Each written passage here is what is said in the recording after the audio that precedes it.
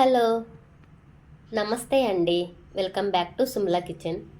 ఈరోజు మన కిచెన్లో మిల్ మేకర్ కర్రీని ఎలా ప్రిపేర్ చేసుకోవాలో చూద్దాము. వచ్చేసాము. ఇక్కడైతే నేను హాట్ వాటర్ని బాయిల్ చేసేసుకొని ఇందులోకి అయితే మిల్ మేకర్ని యాడ్ చేస్తున్నాను. ఇలా యాడ్ చేసేసుకొని 1 మినిట్ పాటు వేడి నీళ్ళలో ఉంచి తర్వాత ఒక స్టైనర్ తీసుకొని వడగట్టుకొని ఇంకొక గిన్నెలోకి అయితే వేసుకుంటున్నాను. ఇలా ఇంకొక గిన్నెలోకి వేసుకొని ఇంకొక గిన్నెలో చల్లని నీళ్ళు తీసుకొని వేడి నీళ్ళలో నుంచి తీసి పెట్టుకున్న ఈ మిల్ మేకర్ని చల్లనీళ్ళకైతే యాడ్ చేసేసుకొని ఇలా వాటర్ లేకోకుండా బాగా పిండుకొని ఒక గిన్నెలోకి అయితే తీసుకోవాలి.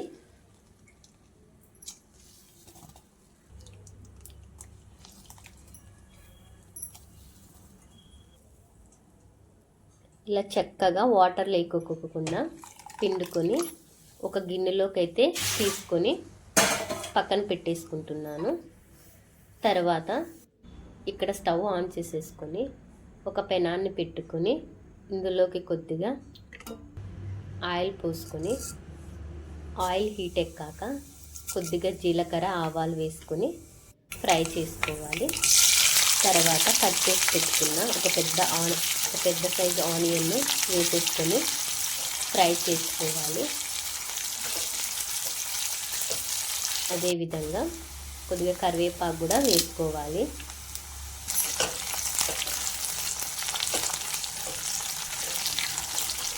ఇలా వేసేసుకొని బ్రౌన్ కలర్ వచ్చేంత వరకు అయితే ఫ్రై చేసుకోవాలి.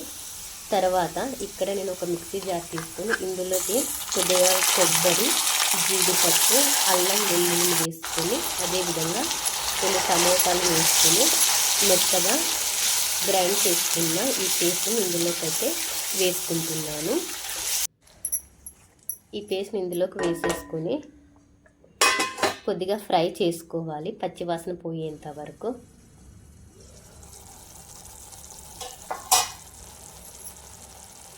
ఇలా ఫ్రై అయిన ఈ పేస్ట్లోకి కొద్దిగా టేస్ట్కి సరిపడా సాల్ట్, అదేవిధంగా కొద్దిగా పసుపు కూడా వేసేసుకొని బాగా కలుపుకోవాలి.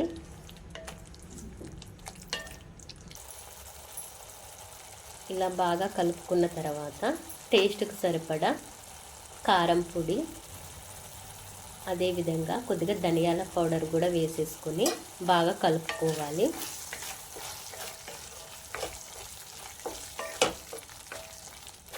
ఇలా ఒకసారి బాగా కలియబెట్టుకొని మిల్ మేకర్ని అయితే ఇందులోకి వేసేసుకుంటున్నాను. ఇందులోకి వేసేసుకొని ఈ మసాలా పేస్ట్ మిల్ మేకర్కి పట్టే విధంగా ఇలా బాగా కలియబెట్టుకోవాలి. ఇలా బాగా కలియబెట్టుకున్న తర్వాత గ్రేవీ కోసం అయితే నేను ఒక పెద్ద సైజు గ్లాస్లో వాటర్ తీసేసుకొని ఇందులోకి వేసుకుంటున్నాను.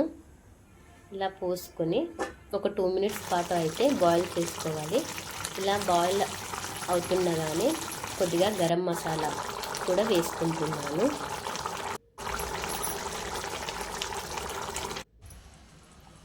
ఇక్కడైతే మనకి మిల్ మేకర్ అయితే రెడీ అయిపోయిందండి. లాస్ట్లో కొద్దిగా కొత్తిమీరని కూడా యాడ్ చేస్తున్నాను.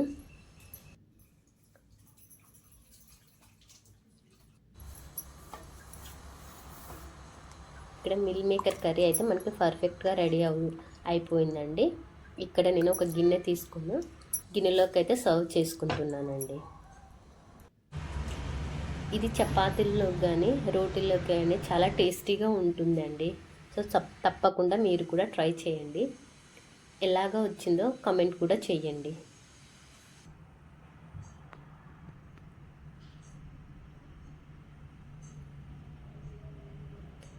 Please like, share, subscribe to my channel. Thank you.